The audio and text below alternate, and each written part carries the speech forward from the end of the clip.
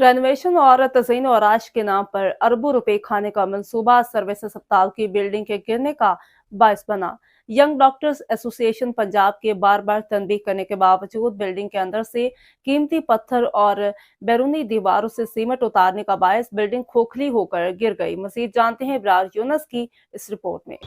जी service अस्पताल में नया टावर बनाने की बजाय पुरानी बिल्डिंग में 6 अरब झोंकने का मकसद बड़ी करप्शन करके पैसे निकालना था।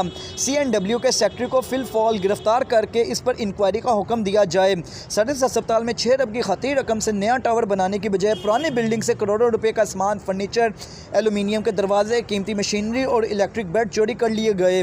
बिल्डिंग मुनहदम होने और मुतसलका बिल्डिंग को नुकसान होने से तकरीबन 15 के करीब वार्ड्स खत्म हो गए।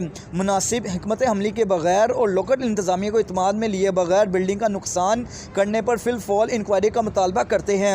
हम मुतालबा करते हैं कि सर्विस अस्पताल की तमाम बिल्डिंग्स को नई बुनियादों पर कायम किया जाए। Young doctor association Punjab. जी।